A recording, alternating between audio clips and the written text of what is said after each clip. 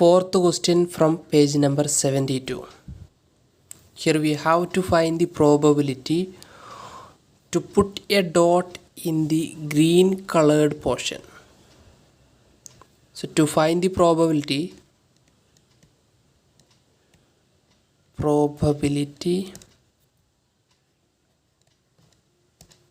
we can use the equation area of green portion by total area. Okay, നമുക്കിവിടെ green പോർഷനിൽ dot ഇടാനുള്ള പ്രോബബിലിറ്റിയാണ് കണ്ടുപിടിക്കേണ്ടത്. So അപ്പോൾ അതിന് വേണ്ടിയിട്ട് നമ്മൾ യൂസ് ചെയ്യേണ്ട equation area of green portion by total area. ഇവിടെ ഏരിയ ഓഫ് ഗ്രീൻ പോർഷൻ എന്ന് പറയുന്നത് ഇറ്റ്സ് എ ഈക്വലാറ്ററൽ ട്രയാങ്കിൾ. അതുപോലെ തന്നെ ഈ ടോട്ടൽ ഏരിയ എന്ന് പറയുന്നത് എന്താണ്? ടോട്ടൽ ഏരിയ കൊണ്ട് ഉദ്ദേശിക്കുന്നത് റെഗുലർ ഹെക്സഗണെയാണ്. അപ്പോൾ നമുക്ക് ഏരിയ ഓഫ് ഗ്രീൻ പോർഷൻ കണ്ടുപിടിക്കാൻ വേണ്ടിയിട്ട് ഈക്വലാറ്ററൽ ട്രയാങ്കിളിൻ്റെ ഏരിയ കണ്ടുപിടിച്ചാൽ മതി. ഡിവൈഡഡ് ബൈ ടോട്ടൽ ഏരിയ കാണാൻ വേണ്ടിയിട്ട് റെഗുലർ ഹെക്സഗൻ്റെ ഏരിയ കണ്ടുപിടിക്കുക. ഓക്കെ, അപ്പോൾ നമ്മൾ ഡിവൈഡ് ചെയ്യുന്ന സമയത്ത് നമുക്ക് പ്രോബബിലിറ്റി കിട്ടും. സോ നമുക്കിവിടെ കണ്ടുപിടിക്കേണ്ടത് ഫസ്റ്റ്ലി ഈക്വലാറ്ററൽ ട്രയാങ്കിളിൻ്റെ ഏരിയ ആണ്. സോ ഇവിടെ പ്രോബബിലിറ്റി കണ്ടുപിടിക്കാൻ വേണ്ടിയിട്ട് ഫസ്റ്റ് നമുക്ക് ഏരിയ ഓഫ് ഈക്വലാറ്ററൽ ട്രയാങ്കിളിൻ്റെ കണ്ടുപിടിക്കണം. ഏരിയ ഓഫ് ഈക്വലാറ്ററൽ ട്രയാങ്കിളിൻ്റെ ഇക്വേഷനാണ് √3/4a², വേർ എ എന്ന് പറഞ്ഞാൽ ലെങ്ത് ഓഫ് വൺ സൈഡ്. ഈ ലെങ്ത് ഓഫ് വൺ സൈഡിനെയാണ് എ എന്ന് റെപ്രസെൻ്റ് ചെയ്തിട്ടുള്ളത്. അടുത്തത് റെഗുലർ ഹെക്സഗൻ്റെ ഏരിയ കണ്ടുപിടിക്കണം. റെഗുലർ ഹെക്സഗൺ എന്ന് പറഞ്ഞാൽ 6 × √3/4a² എന്നതാണ് റെഗുലർ ഹെക്സഗൻ്റെ ഇക്വേഷൻ. ഇവിടെ എന്തുകൊണ്ടാണ് 6 × √3/4a² എന്ന് വരുന്നതെന്ന് പറഞ്ഞു കഴിഞ്ഞാൽ ഇവിടെ ഏരിയ ഓഫ് ഈക്വലാറ്ററൽ ട്രയാങ്കിളിൻ്റെ ഇക്വേഷൻ നിങ്ങൾക്ക് ഫെമിലിയർ ആയിരിക്കും. √3/4a². നിങ്ങൾ കുറേ പ്രാവശ്യം ചെയ്തിട്ടുണ്ടാവും. നിങ്ങൾ 8th സ്റ്റാൻഡേർഡിൽ പഠിക്കുന്നതാണ് ഈ ഇക്വേഷൻ. റെഗുലർ ഹെക്സഗൻ്റെ ഇക്വേഷൻ കിട്ടുന്നത് എങ്ങനെയാണെന്ന് വെച്ച് കഴിഞ്ഞാൽ ഒരു റെഗുലർ ഹെക്സഗൺ ഫോം ചെയ്യുന്നത് equilateral triangle 6 equilateral triangles join ചെയ്തിട്ടാണ് ഒരു റെഗുലർ ഹെക്സഗൺ ഫോം ചെയ്യുന്നത്. ഓക്കെ, നമുക്ക് ഇവിടെ ഇങ്ങനെ എക്സ്റ്റെൻഡ് ചെയ്ത് കഴിഞ്ഞാൽ ഒരു ഈക്വലാറ്ററൽ ട്രയാങ്കിളായി. ഇതിങ്ങനെ എക്സ്റ്റെൻഡ് ചെയ്ത് കഴിഞ്ഞാൽ 1 2 3 4 5 6. ഞാനിപ്പോൾ ഈ ഡോട്ടഡ് ലൈൻസ് ഇട്ടിട്ടുണ്ടല്ലോ, ഇതുപോലെ ജോയിൻ ചെയ്ത് ഓരോ വെർട്ടിക്സസിലേക്ക് ജോയിൻ ചെയ്ത് കഴിഞ്ഞാൽ നിങ്ങൾക്ക് 6 ഈക്വലാറ്ററൽ ട്രയാങ്കിൾസ് കിട്ടും. അപ്പോൾ 1 ഈക്വലാറ്ററൽ ട്രയാങ്കിളിൻ്റെ ഏരിയയാണ് √3/4a². അതുപോലത്തെ 6 ഈക്വലാറ്ററൽ ട്രയാങ്കിൾസ് ഉള്ളത് കൊണ്ട് 6 × √3/4a² എന്നുള്ളതായിരിക്കും ഏരിയ ഓഫ് റെഗുലർ ഹെക്സഗൺ ആയിട്ട് വരുന്നത്. സോ ഇവിടെ നമുക്ക് ഒന്ന് റെഡ്യൂസ് ചെയ്ത് ഇക്വേഷൻ എഴുതാൻ സാധിക്കും. 6/4 എന്നുള്ളത് റെഡ്യൂസ് ചെയ്താൽ 3√3a²/2 ഇങ്ങനെ എഴുതാം. ഇതെങ്ങനെയാണ് വരുന്നത്? 6 and 4 ഇതിൽ രണ്ടിലും 2 കോമൺ ആണ്. അപ്പോൾ 2 കൊണ്ട് ഡിവൈഡ് ചെയ്തു. 6/2 3, 4/2 2. അപ്പോൾ നമുക്ക് ഏരിയ ഓഫ് റെഗുലർ ഹെക്സഗൺ നമുക്ക് ഇങ്ങനെ എഴുതാം 3 × √3a²/2. ഓക്കെ, നമ്മളിനി ഈ 2 ഇക്വേഷൻസ്, ഫസ്റ്റ് ഇക്വേഷൻ,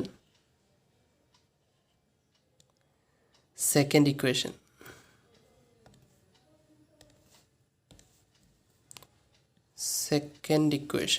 ഈ 2 ഇക്വേഷൻസ് യൂസ് ചെയ്തിട്ടാണ് പ്രോബബിലിറ്റി കണ്ടുപിടിക്കുന്നത്.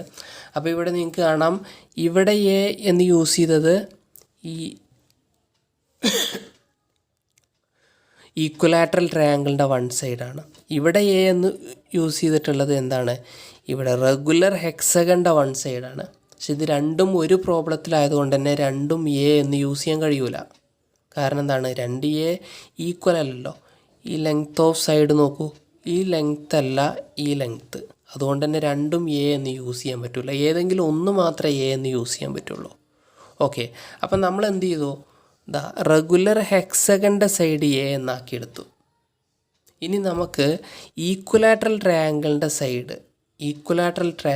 സൈഡ് എത്രയാണെന്ന് കണ്ടുപിടിക്കണം. അത് കണ്ടുപിടിക്കാൻ വേണ്ടിയിട്ട് നമ്മൾ ചെയ്യുന്നത്, ഓക്കെ, അപ്പോൾ നമ്മളിപ്പോൾ ചെയ്തത് റെഗുലർ ഹെക്സഗൻ്റെ വൺ സൈഡ് എ എന്നാക്കി എടുത്തിട്ടുണ്ട്. ഇനി ഈക്വലാറ്ററൽ ട്രയാങ്കിളിൻ്റെ സൈഡ് എത്രയാണെന്ന് കണ്ടുപിടിക്കണം. അത് കണ്ടുപിടിക്കാൻ വേണ്ടിയിട്ട് ഇവിടെ ഇങ്ങനെ ഒരു ഡോട്ടഡ് ലൈൻസ് വരച്ച്, നമ്മൾ ഈ ഡോട്ടഡ് ലൈൻ എക്സ്റ്റെൻഡ് ചെയ്യുന്നത് ഈ ഈക്വലാറ്ററൽ ട്രയാങ്കിളിൻ്റെ മിഡിൽ പോയിൻറ്റിലേക്കാണ്. അങ്ങനെ മിഡിൽ പോയിൻറ്റിലേക്ക് എക്സ്റ്റെൻഡ് ചെയ്ത് കഴിഞ്ഞാൽ ഇവിടെ ഫോം ചെയ്യുന്ന ആംഗിൾ 90 ഡിഗ്രി ആയിരിക്കും. ഇത് 90 ഡിഗ്രി ആകുമ്പോൾ ഇവിടെ ഫോം ചെയ്തിട്ടുള്ള ഈ ട്രയാങ്കിൾ ഉണ്ടല്ലോ, ഇതൊരു റൈറ്റ് ആംഗിൾഡ് ട്രയാങ്കിൾ അല്ലേ? യെസ്, ഒരു റൈറ്റ് ആംഗിൾഡ് ട്രയാങ്കിൾ നിങ്ങൾ എടുത്തു കഴിഞ്ഞാൽ, നിങ്ങൾ 9th സ്റ്റാൻഡേർഡിൽ 4th ചാപ്റ്ററിൽ പഠിച്ചിട്ടുള്ള ഒരു റിലേഷനാണ്. ഒരു റൈറ്റ് ആംഗിൾഡ് ട്രയാങ്കിളിൻ്റെ സൈഡ്സ് തമ്മിലൊരു റേഷ്യോ ഉണ്ട്. സപ്പോസ് റൈറ്റ് ആംഗിൾ ട്രയാങ്കിളുടെ വൺ ആംഗിൾ എന്താണെങ്കിലും 90 ഡിഗ്രി ആയിരിക്കും, ഒരു ആംഗിൾ 30 ഡിഗ്രി ആയിരിക്കും, മറ്റേ ആംഗിൾ 60 ഡിഗ്രി ആണെങ്കിൽ. ഓക്കെ, ഒരു റൈറ്റ് ആംഗിളിൻ്റെ ട്രയാങ്കിൾ എടുത്താൽ ഒരു ആംഗിൾ എന്താണെങ്കിലും 90 ഡിഗ്രി ആയിരിക്കും, മറ്റുള്ള രണ്ട് ആംഗിൾസ് അത് എന്ത് വേണമെങ്കിലും ആവാം. ഓക്കെ, സപ്പോസ് മറ്റ് രണ്ട് ആംഗിൾസും 30 ഡിഗ്രി ആൻഡ് 60 ഡിഗ്രി ആണെങ്കിൽ അവ തമ്മിലുള്ള റേഷ്യോ ആണ് 1:√3:2. ഇങ്ങനെ ആയിരിക്കും സൈഡ്സ് തമ്മിലുള്ള റേഷ്യോ. എന്ന് പറഞ്ഞാൽ 1 എന്നുകൊണ്ട് ഉദ്ദേശിക്കുന്നത് 30 ഡിഗ്രിക്ക് ഓപ്പോസിറ്റ് വരുന്ന സൈഡാണ്. 30 ഡിഗ്രി 60 ഡിഗ്രി 90 ഡിഗ്രി. ഓക്കെ, ഇത് നിങ്ങൾ 9th സ്റ്റാൻഡേർഡിൽ പഠിക്കുന്നതാണ്, ഓർമ്മയില്ലാത്തവർക്ക് വേണ്ടിയിട്ടാണ് ഒന്നും കൂടെ പറയുന്നത്.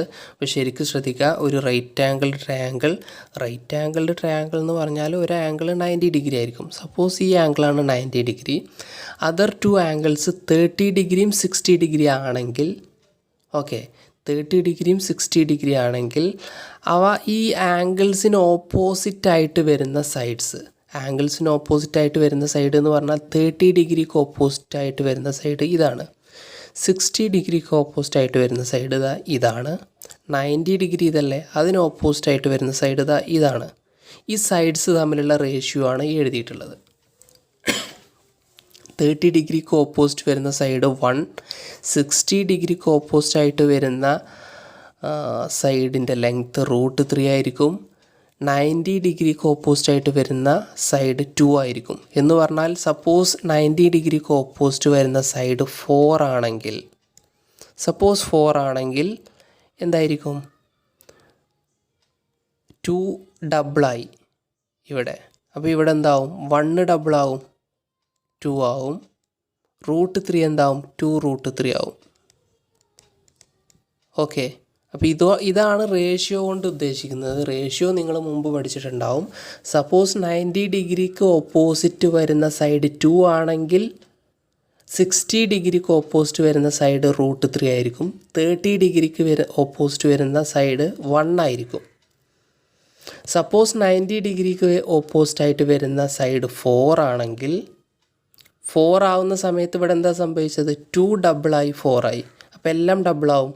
30 ഡിഗ്രിക്ക് ഓപ്പോസിറ്റ് വരുന്ന സൈഡ് 1 ഡബിൾ ആവുന്ന സമയത്ത് 2 ആയിരിക്കും. 60 ഡിഗ്രിക്ക് ഓപ്പോസിറ്റ് വരുന്ന സൈഡ് √3 ആണ് ഇനീഷ്യൽ. അപ്പോൾ അതിൻ്റെ ഡബിൾ ആവുന്ന സമയത്ത് 2 × √3 2√3 എന്ന് വരും. ഓക്കെ, അപ്പോൾ സെയിം ലോജിക്ക് യൂസ് ചെയ്ത് കഴിഞ്ഞാൽ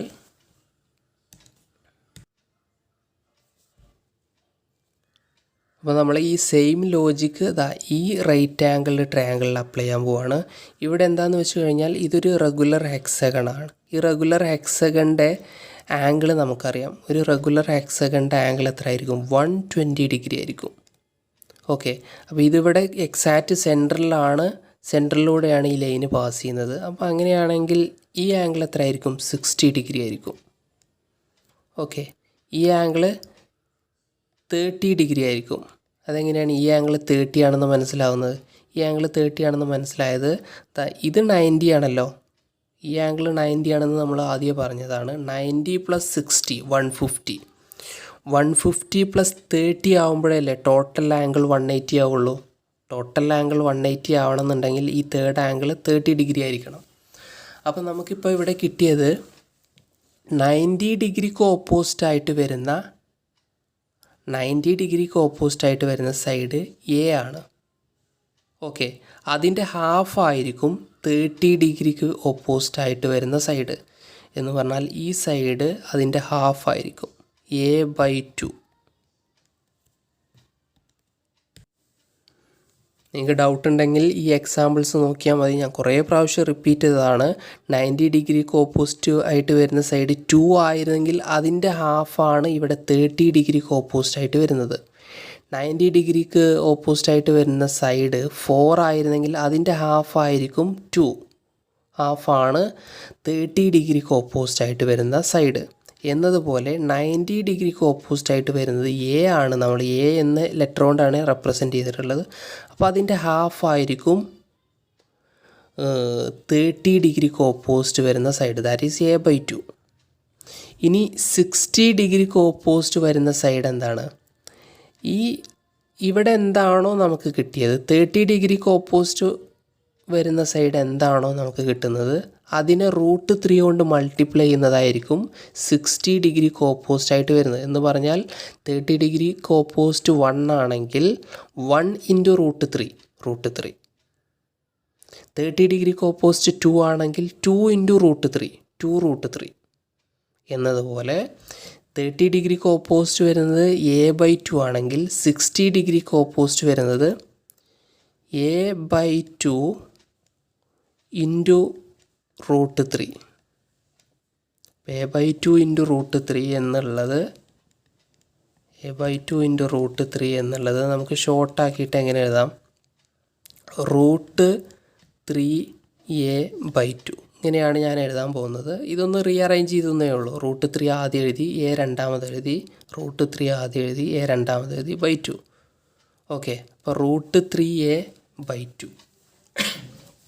അപ്പോൾ നമുക്കിപ്പോൾ കിട്ടിയിട്ടുള്ള ഈ ലെങ്ത്ത് ഈ പോയിൻറ്റിൽ നിന്ന് ഈ പോയിൻറ്റിലേക്കുള്ള ലെങ്ത്താണ്. ഓക്കെ, അപ്പോൾ ഇവിടെ ഈ പോയിൻറ്റിൽ നിന്ന് ഈ പോയിൻറ്റിലേക്കുള്ള ലെങ്ത്ത് √3a/2 ആണെങ്കിൽ ഈ ലെങ്ത്തും എന്തായിരിക്കും? √3a/2 ആയിരിക്കും. ഓക്കെ, അല്ലെങ്കിൽ നമുക്ക് ഇങ്ങനെ എഴുതാം, √3a/2. √3a/2 ആണ് വൺ സൈഡ് വരുന്നത്. അപ്പോൾ അതിൻ്റെ ഡബിൾ അല്ലേ ടോട്ടൽ ലെങ്ത്ത്? ഈ പോയിൻറ്റിൽ നിന്ന് ഈ പോയിൻറ്റിലേക്ക് വരുന്ന ലെങ്ത്ത് എന്തായിരിക്കും? ഈ √3a/2ൻ്റെ ഡബിൾ, ദാറ്റ് ഈസ് × 2.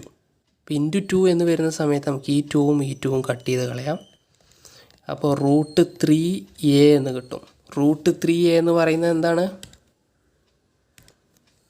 √3a എന്ന് പറഞ്ഞാൽ ഇവിടം തൊട്ട് ഇവിടെ വരെയുള്ള ലെങ്ത്താണ് √3a. ഓക്കെ, ഇപ്പം നമ്മൾ ആദ്യം എടുത്തിട്ടുണ്ടായിരുന്നത്, നമുക്ക് വേണ്ടത്, നമ്മുടെ എയിം എന്തായിരുന്നു? ഈക്വലാറ്ററൽ ട്രയാങ്കിളിൻ്റെ ഏരിയ കണ്ടുപിടിക്കണം. ഏരിയ കണ്ടുപിടിക്കാൻ വേണ്ടിയിട്ട് ലെങ്ത് ഓഫ് വൺ സൈഡ് ആവശ്യമാണ്. അപ്പോൾ ലെങ്ത് ഓഫ് വൺ സൈഡ് നമുക്കിവിടെ √3a എന്ന് കിട്ടിയിട്ടുണ്ട്. ഇനി അതേപോലെ തന്നെ ഏരിയ ഓഫ് റെഗുലർ ഹെക്സഗൺ കണ്ടുപിടിക്കണം. ഏരിയ ഓഫ് റെഗുലർ ഹെക്സഗൺ കണ്ടുപിടിക്കാനും വൺ സൈഡ് ആവശ്യമുണ്ട്. വൺ സൈഡ് നമ്മൾ ഓൾറെഡി a എന്ന് എടുത്തിട്ടുണ്ട്. റെഗുലർ ഹെക്സഗൻ്റെ വൺ സൈഡ് എന്താണ്? a ആണ്. ഓക്കെ, അപ്പോൾ നമ്മൾ ഈ സൈഡ് വെച്ചിട്ട് ഇനി ഏരിയ കണ്ടുപിടിക്കാൻ പോവാണ്. ഈക്വലാറ്ററൽ ട്രയാങ്കിളിൻ്റെ സൈഡ് √3a ആണ്, റെഗുലർ ഹെക്സഗൻ്റെ സൈഡ് a ആണ്. ഈ സൈഡ്സ് യൂസ് ചെയ്തിട്ടാണ് നമ്മൾ ഏരിയ കണ്ടുപിടിക്കുന്നത്. സോ ഫസ്റ്റ് നമ്മൾ ഈക്വലാറ്ററൽ ട്രയാങ്കിളിൻ്റെ ഏരിയ കണ്ടുപിടിക്കുകയാണ്. നമുക്ക് നേരത്തെ side of equilateral triangle √3a എന്ന് കിട്ടിയിട്ടുണ്ട്. ഏരിയ ഓഫ് ഈക്വലാറ്ററൽ ട്രയാങ്കിൾ നിങ്ങൾക്ക് അറിയാവുന്ന ഇക്വേഷനാണ് √3/4a². ഇവിടെ എ എന്ന് പറഞ്ഞാൽ ഞാൻ നേരത്തെ പറഞ്ഞിട്ടുണ്ടായിരുന്നു ലെങ്ത് ഓഫ് വൺ സൈഡ് നമുക്കിവിടെ √3a എന്ന് കിട്ടിയിട്ടുണ്ട്. അപ്പോൾ √3a സബ്സ്റ്റിറ്റ്യൂട്ട് ചെയ്ത് കൊടുത്താൽ √3/4 ലെങ്ത് ഓഫ് വൺ സൈഡ് എന്താണ് √3a ഹോൾ സ്ക്വയർ. ഇവിടെ ഒരു സ്ക്വയർ ഉണ്ട്, ആ സ്ക്വയർ ഇവിടെ കൊടുത്തു കഴിഞ്ഞാൽ √3/4 ഇത് ഇതുപോലെ എഴുതി ഇൻറ്റു √3ൻ്റെ സ്ക്വയർ എന്താ √3 × √3 3 ആയിരിക്കും വരുന്നത്. എ സ്ക്വയർ എന്ന് പറഞ്ഞാൽ a × a സ്ക്വയർ. ഓക്കെ, അപ്പോൾ നമുക്കിത് സിംപ്ലിഫൈ ചെയ്തിട്ട് എങ്ങനെ എഴുതാം? സിംപ്ലിഫൈ ചെയ്യല്ല, നമ്മളതൊന്ന് അറേഞ്ച് ചെയ്തിട്ടാണ് എഴുതുന്നത്. 3 ആദ്യം എഴുതി, √3 രണ്ടാമത് എഴുതി, a² മൂന്നാമത് എഴുതി. അത് റീഡ് ചെയ്യാൻ എളുപ്പത്തിന് വേണ്ടിയിട്ടാണ് ഇങ്ങനെ എഴുതുന്നത്. ഇങ്ങനെ എഴുതണം എന്നൊന്നും നിർബന്ധമല്ല. Okay, 3√3a²/4. ഇപ്പോൾ area of equilateral triangle 3√3a²/4 എന്ന് കിട്ടി. അടുത്തായിട്ട് നമുക്ക് പ്രോബബിലിറ്റി കണ്ടുപിടിക്കാൻ വേണ്ടിയിട്ട് ഏരിയ ഓഫ് റെഗുലർ ഹെക്സഗണിൻ്റെയും കൂടെ ആവശ്യമുണ്ട്. ഇപ്പോൾ ഏരിയ ഓഫ് റെഗുലർ ഹെക്സഗണിൻ്റെ കണ്ടുപിടിക്കാം. സൈഡ് ഓഫ് റെഗുലർ ഹെക്സഗൺ നമ്മൾ നേരത്തെ മുതലേ എ ആയിട്ടാണ് എടുക്കുന്നത്. Side of regular hexagon A. Area of regular hexagon equation നമ്മൾ നേരത്തെ എഴുതിയിട്ടുണ്ടായിരുന്നു 3√3a²/2. ഇവിടെ A length of one side A തന്നെയാണ്, അതുകൊണ്ട് ചേഞ്ചസ് ഒന്നും വരുത്താനില്ല. ഓക്കെ,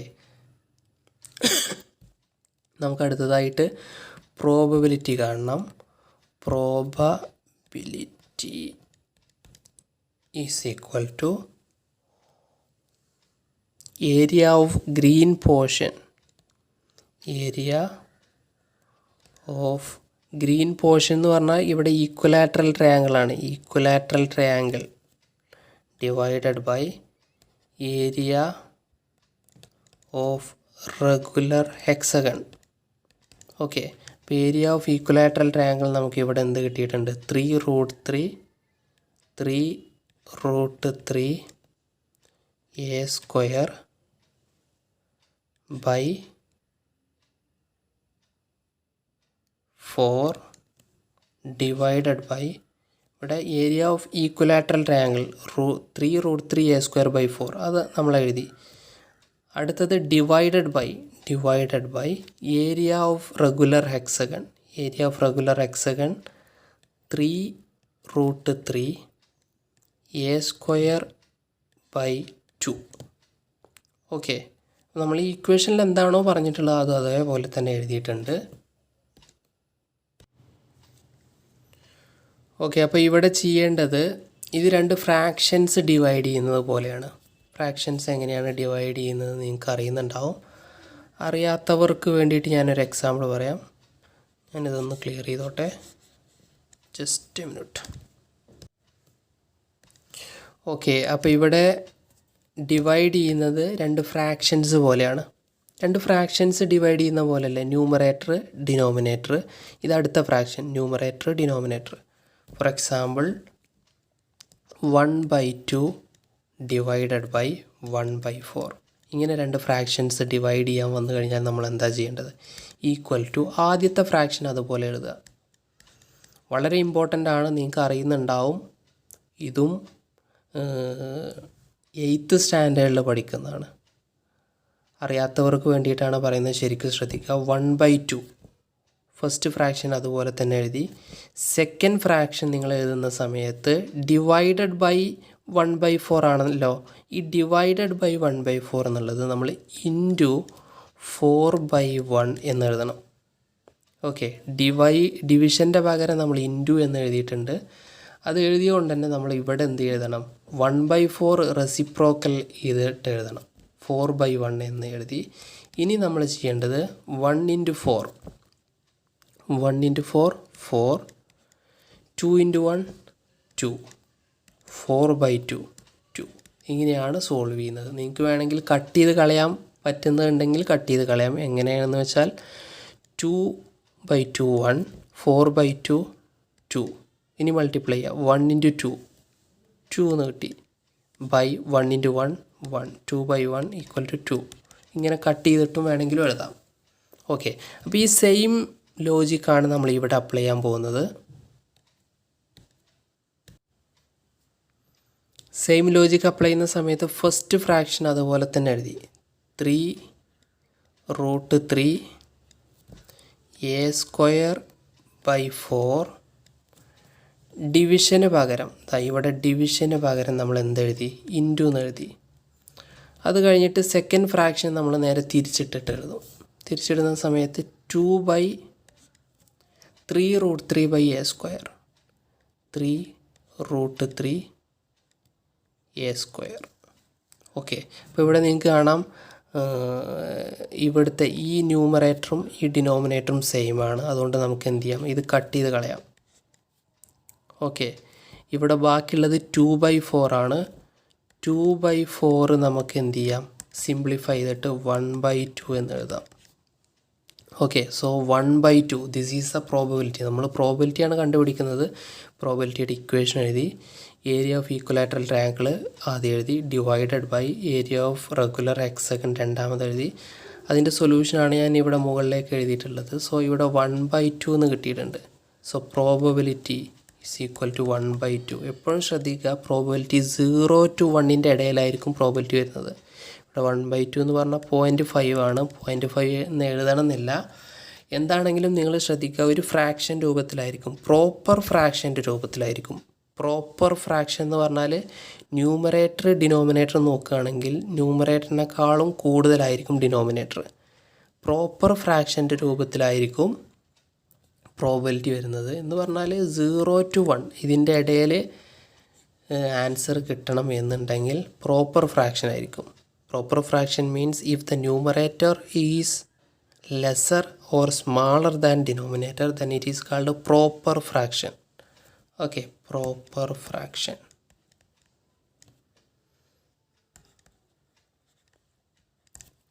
സോ ഇങ്ങനെയാണ് ഈ ക്വസ്റ്റ്യൻ ചെയ്യുന്നത്.